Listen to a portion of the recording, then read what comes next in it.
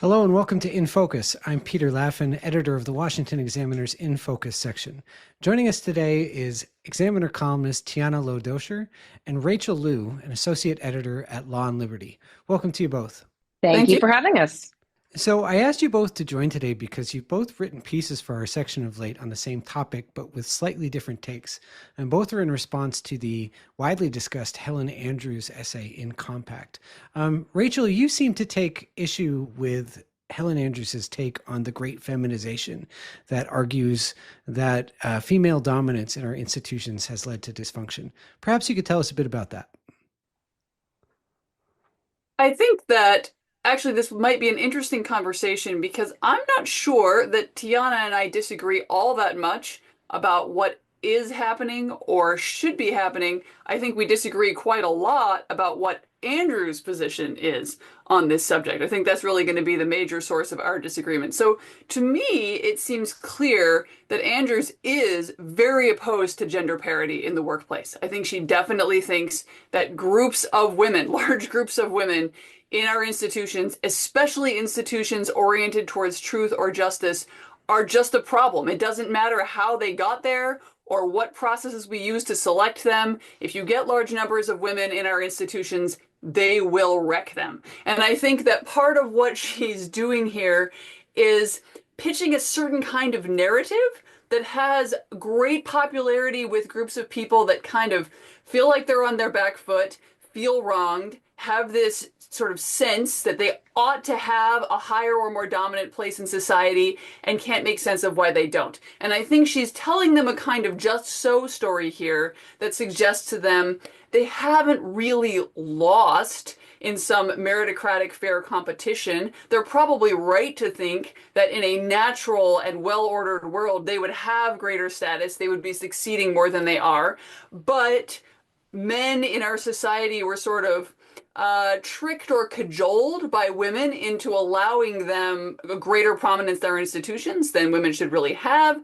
And that's been the source of all kinds of evils, right? This is the sole explanation we need to understand wokeness and political correctness and all kinds of problems that have arisen within our institutions. That's what I see Andrews arguing. And I think her complaints about the non-discrimination policies, affirmative action, those kinds of things, she only brings those in at the very, very end of the article after she has already clearly established, she thinks, that women are a problem in our institutions. And I think she only brings this in order to show that, in fact, men have not lost ground to women in a fair fight. They've only been sort of tricked out of holding their rightful space in society.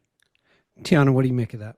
I mean, it's hard to view the last, especially 20 years of how the rules in academia have been written and think that it actually has been a fair fight, right? A lot of the focus, I think, has correctly been on racial lines. There's a reason why the Supreme Court overturned affirmative action. And the fact is that if you control for objective measures of merit, things like MCAT scores or LSAT scores or SAT scores, we know that preferential treatment has been given to specifically Black students over Asian students. That's the widest disparity, right? The focus is often on white students, but we like to forget that the primary victims of affirmative action have been Asian American students. To a lesser extent, there has been a feminization of the rules.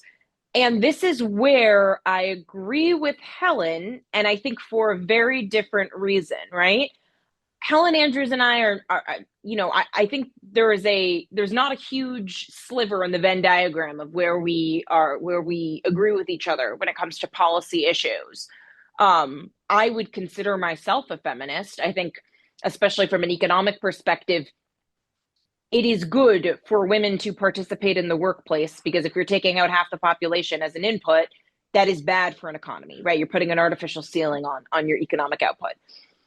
That being said, Helen is saying that the rules should be fair, and I agree because I think women are capable of achieving everything that men can when the rules are completely equal. Okay, in what ways have the rules been changed? So I found this study from FIRE organization, the Free Speech Advocacy Organization, and one of the things they were trying to figure out is how much of the intolerance for campus free speech is different between the political parties or political persuasions versus specifically gender, because we know that women tend to be more liberal than men. Last night in the, off-year elections, young women, 81% of them went for Zohran Mamdani, right? It's 80% of them went for Abigail Spanberger and Mikey Sherrill. So we know that women vote overwhelmingly more Democratic right now. However, when fire controlled for political persuasion, even though liberals, and specifically those who identify as very liberal, have much less tolerance for campus speakers with whom they disagree, the real difference fire found is gender. Regardless of party or ideology, men are so much more tolerant than women that the gender tolerance gap dominates the ideology gap. In fact, men are over 3.5 times more likely than women to be perfectly tolerant of opposing views. And I do think in part, we have been hijacked by that. And campus speakers don't have much to do with whether or not you're going to succeed in a STEM major or whether or not you're going to get admissions to, a specialized high school. However, those views have trickled down in holistic applications. They have trickled down in terms of what it means to fight fair. And I don't think any of this is to do with the fact that women are inherently less than, more than it is that men have been civilized at mass scale because they exist on those further ends of the bell curve, and the male instinct, the biological instinct, is towards violence, right? There's not really an acceptable amount of violence in contemporary civilization. You cannot beat someone up at a school, right? That there are zero tolerance policies for all of that. There are very few Luigi Mangionis, and they become an incredibly big deal when they actually do use violent terrorism in order to prove a point, because that is such a rare and egregious offense. Whereas the tools that Helen describes in her piece, cancellation being foremost among them, evisceration of due process, right? There's polling that shows that women are much less tolerant of due process, specifically if you say that an allegation is a sexual assault.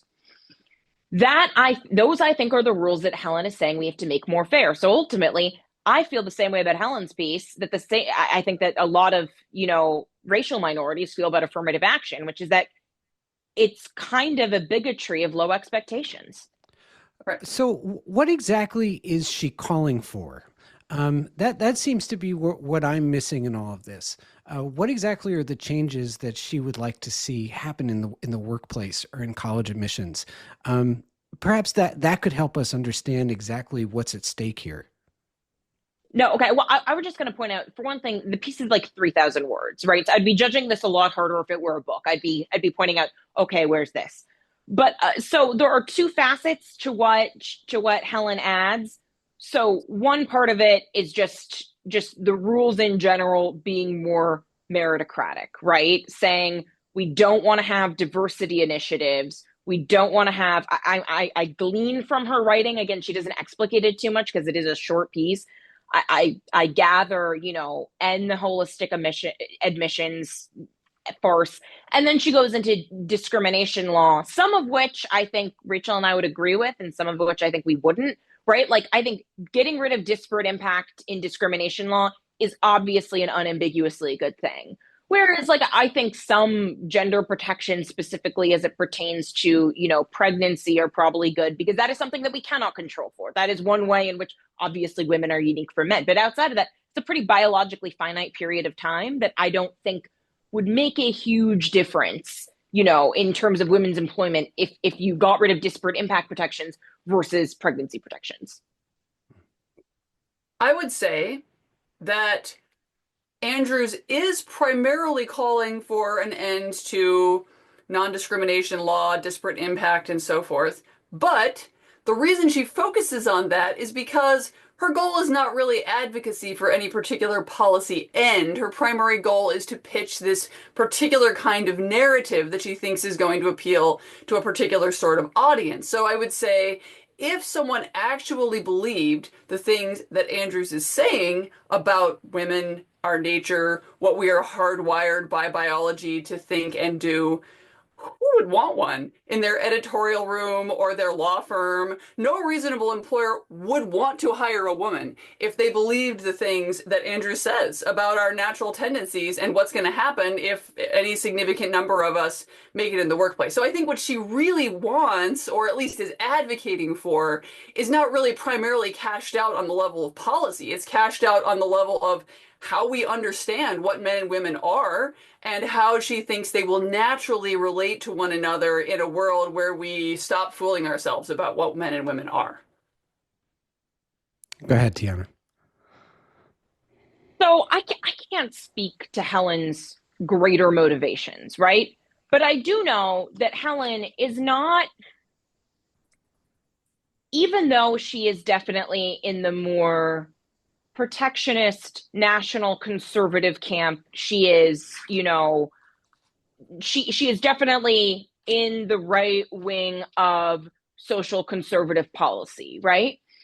Mm-hmm. Yet Helen is not someone I've ever seen spend any significant amount of energy doing what I see a lot of women on the right doing, and specifically women that were very critical of Helen's piece, which is shaming mothers for working, period, shaming mothers for using daycare, this weird Maha obsession with pretending that the birth control pill is somehow poisonous or carcinogenic, pretending that women aren't cut out for 9-to-5 employment. We've seen a lot of this in sort of like the trad wife trend, which I think is really more just aesthetic than anything. But there is kind of a pernicious and small but mighty faction in the right that has been very vocal about this. And Helen is not one of them.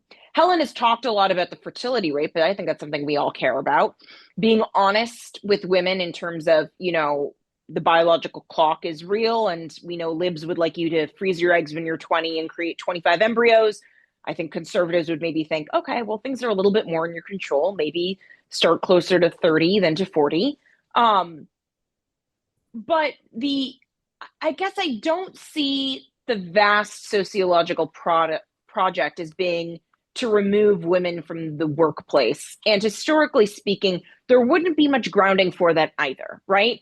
I mean, women have all in the English speaking world, the best documentation we have is that the overwhelming majority of women, including mothers and wives, have worked for pay. And obviously it looks a little different in the industrial era and in the pre-industrial era, but women have always been economic participants. They've not sat around all day homesteading, doing attachment parenting. They have been working in textiles, working in brewing, going back to the Middle Ages. We have guild information. I've written about this pretty extensively because it's a weird historical niche fascination of mine, medieval guilds, because we have really good employment data to work with. So I don't think the problem is women in the workplace. It is that if you give them a critical mass in leadership unfettered without considering how could we have bad instincts in the collective that change the rules, in the same way men in civilization had to learn trial by combat, actually, that's a terrible idea, right? Like that was a thing that existed in the Western world for a very long time.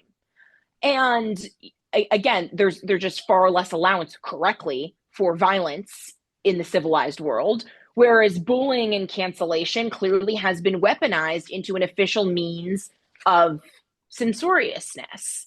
And so, again, I can't, maybe Helen's belief is the opposite of mine, in that if we applied men and women to the exact same rules, that women would, have a mass exodus out of the workplace. And honestly, I'm fine to see that play out because my faith in women's abilities is that strong. So Rachel, go ahead. Sorry. No, you go ahead. I was going to say, I think your objection to it is the sort of grand narrative problem that you see with this, that all of our institutions' problems are just the fault of women being women.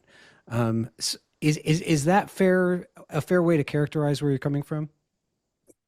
Yeah, and yes, definitely. I think so. Tiana seems to be moving towards a theory that I think is quite different from Andrew's that I find pretty sympathetic, actually, and pretty good for explaining many of the phenomena that Andrew's is talking about. So I think what you, Tiana, want to do is look at ways in which women in groups may sort of lean into some of their worst tendencies if they aren't encouraged and incentivized to discipline those. And you draw parallels to ways in which men sometimes behave badly if they're sort of permitted to do that, right? But can be taught to behave otherwise. So when you read about things like South Korea's very bad, right, workplace relations between men and women, and you read about all of these men who still think it's fine to grab women at dinners and make all these super sexist remarks and all this terrible behavior, and many of the women there seem to be of this view that, well, you can't train men not to do that.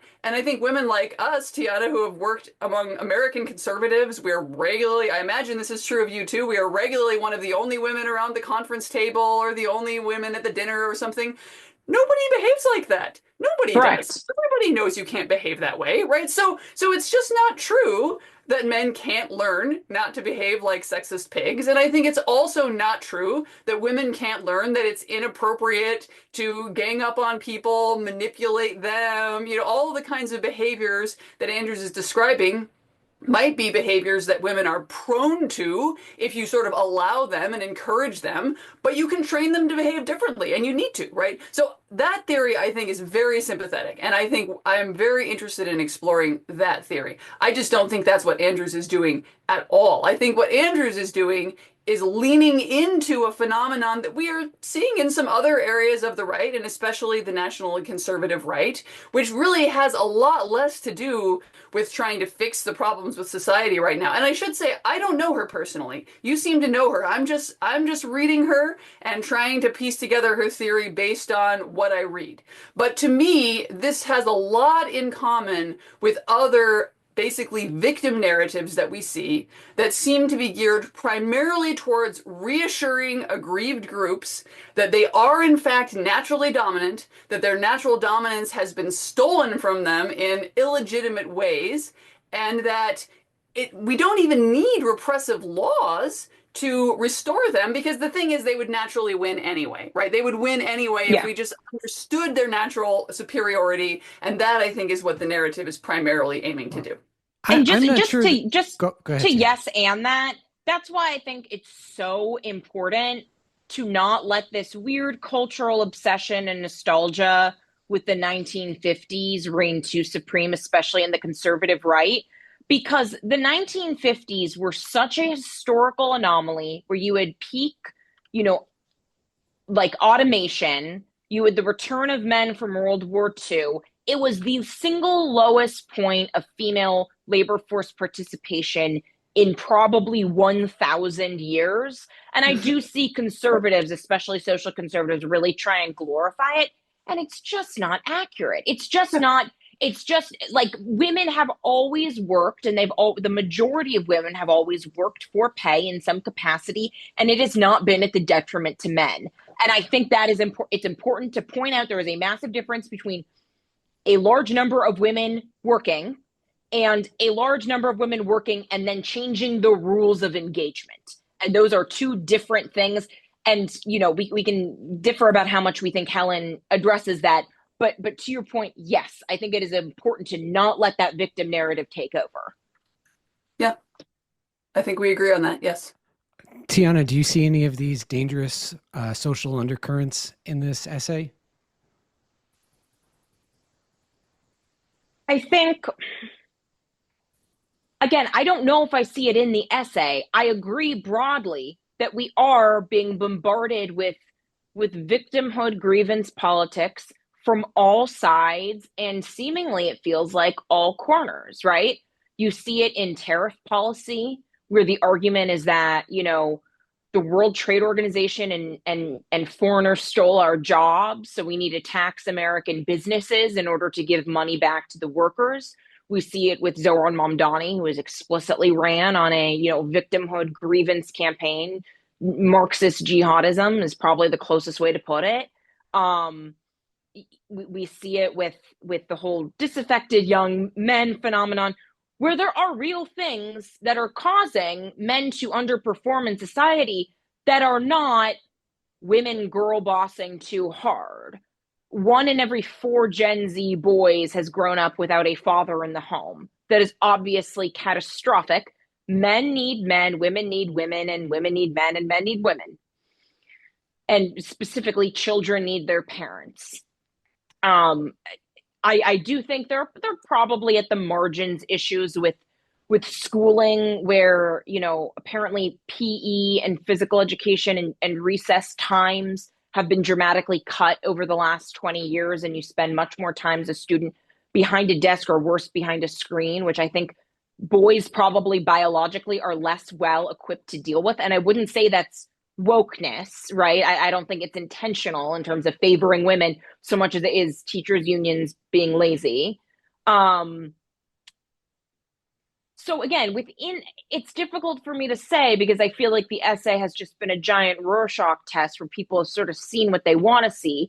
And I'm trying just to do a close reading of the text itself, where I don't see an entirely grievance-based politics there, because every cancellation or every mission creep Helen Andrews describes is accurate, right? At one point, she brings up doctors who were wearing, BLM or Free Palestine pins when seeing patients. And that obviously is a broader phenomenon that doesn't just have to do with gender, that has to do with the COVID shutdown, the subsequent BLM protests and riots, and I think a couple other issues that most people wouldn't assume have to do with wokeness. But I think one of my big hobby horses has been that zero interest rate policy in the decade after the Great Recession had a massive contributing factor, because investors were just trying to make money, and throwing money at things that sounded woke was a really good way to do it. And it's how you wound up with things like WeWork, right? That just blew up in VC faces. I'm going to ask a quick question. Sorry, I don't mean to interrupt. No. I'm curious about something, because I would certainly agree with you about basically all the particular cases that she talks about. I think those are all bad cases of women behaving badly, right? I'm really more concerned about the fact that they seem both cherry-picked and characterized in such a way as to make it sound as though this is just the inevitable consequence of women in the workplace and not a particular example of women behaving badly. But instead of the question I want to ask, because I think we've kind of established our different positions on that, I get very concerned when she says things like what she says at the end of the piece, where she talks about giving this speech at the National Conservative Conference, and then she says, I was apprehensive about putting forward the Great Feminization thesis in such a public forum. It is still controversial, even in conservative circles, to say there are too many women in a given field, or that women in large numbers can transform institutions beyond recognition in ways that make them cease to function well. I made sure to express my argument in the most neutral way possible. To my surprise, the response was overwhelming. Okay, so I read that, and she says things like this sometimes. I've read this in other things. Oh, it's so difficult to stand up for this position. Oh, you're going to attract a lot of hatred if you do that. And I just think, in that setting, they will eat this up, and you know that. She is a very intelligent woman. When she makes a speech like this in that setting, she knows it's going to bring the house down. Do you really think when she says this kind of stuff to those audiences, there's any doubt in her mind that this is exactly the kind of thing they like to read? Sure, in that setting, but the internet is forever. And the fact that we are talking about this right now is sort of a testament to the fact that it clearly was a controversial thing to say. Again, to me, it seemed kind of obvious. And I'm saying this as someone who was not a get back in the kitchen, Right. But my concern, though, go ahead. My piece is the only reason why I wrote my piece, because again, I thought I thought her piece was so obvious as to make it almost banal to say, yes, I agree with this. The only reason I wrote my piece was because every single piece I saw was a criticism of it, and not your piece in particular. I don't think your piece actually was too bad of an offender, but I did see a lot of people where I thought they were projecting far, far, far too much. Your criticism about whether or not it's a grand theory replacing other potential theories of wokeness, that I think is a little bit more actionable. The fact that this was written up in the New York Times, in the Washington Post, across the commentariat, viral on Substack, I mean, doesn't that kind of prove her point? Just a I little bit? think, I think the reason this stuff gets the reaction that it gets is because many people are deeply alarmed that the right seems to be leaning into a particular kind of grievance politics that basically reassures the people who feel they should be dominant and are not, right? So there's a different kind of grievance politics that the right leans into, and I think they are afraid that that is becoming a very prominent part of the American right, that Andrews is an example of that, and I think they're Well, absolutely right. Okay, wait. Here's my counter question to both of you guys. Are you familiar who Erica Commissar is? no. So Erica Commissar, she describes herself as a psychoanalyst. I had never heard of her until about a year ago. And now she writes for the Wall Street Journal, just contributions. She's not a columnist. She's been on stage multiple times with Turning Point USA, does podcasts with Lila Rose, someone at this point that is pretty big in right-wing circles. Erica Commissar's entire argument is that if a woman leaves behind her child physically to do anything in the first 3 years of her child's life, she is traumatizing that child and giving them a dramatically higher risk of autism and ADHD. The argument is that at 1 year old, a woman can only spend 1 hour away from her child. So we're not even talking about, oh, you can't go into an office and work like I think, the majority of women do. But literally, if you're a stay-at-home mom and you go to the gym for 2 hours in one day, that is traumatic to an infant. The reason why I bring this up is because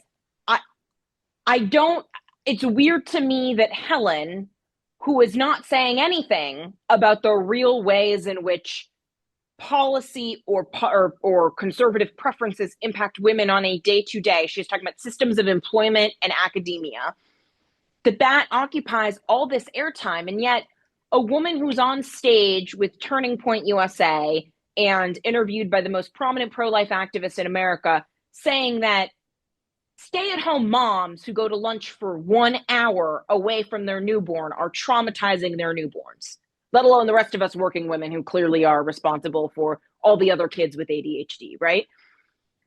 That is why I'm just baffled by how is the Helen Andrews piece getting this much energy and not any of the other heinous crap that comes out of the mouths of some of these influencers who have far more cultural cachet than Compact Magazine.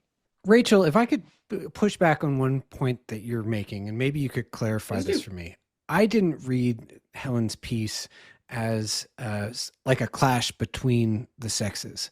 I didn't see it as her attempting to say men need to take their power back. It was more like she was saying this is why our institutions are falling apart. And so your answer here that there's an aggrieved, I understand that there is an aggrieved population that relishes this kind of thing and are really eager to hear it.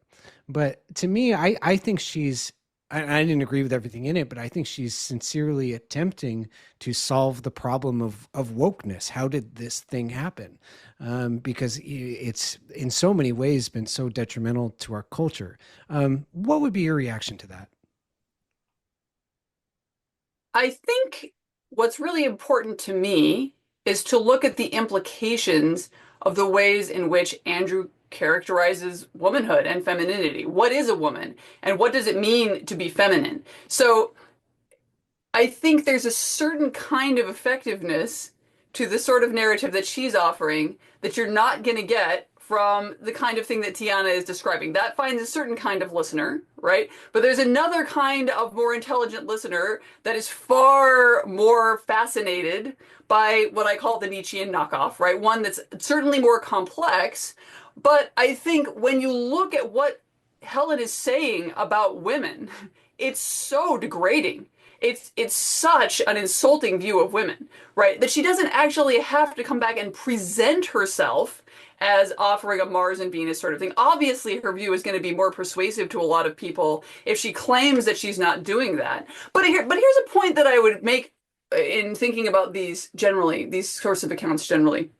So I think actually through much of antiquity, there was a common view that men and women had basically the same telos. That is, they were moving towards similar excellences.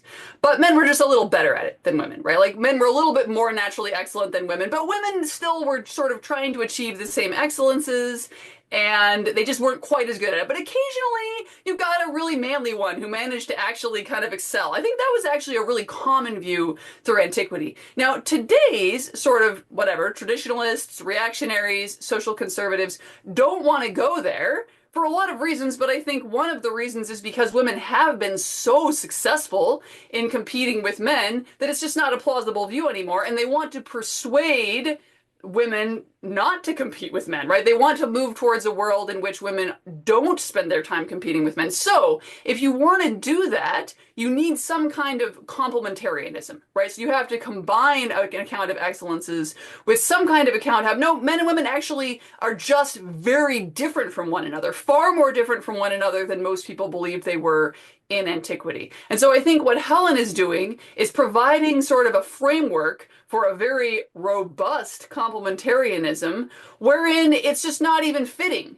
to have women striving for the same kinds of achievements and excellences that men strive for. They don't have that kind of nature, right? It's not in women's nature to be in those settings or to pursue those kinds of ends. And this is why she tells us if we have large numbers of women in these kinds of institutions, they're just going to wreck it. Again, I think she says it again and again. It doesn't matter how they get there. Cancel culture is simply what women do whenever there are enough of them in a given organization or field. The explanatory power of this simple thesis was incredible. It really did unlock the secrets of the era we are living in. Well, we're going to have to leave it there because our Zoom meeting is running out. But this was a Oh. fantastic conversation. I hope I didn't get in the way too much. Thank you, Peter. Thank you, Rachel.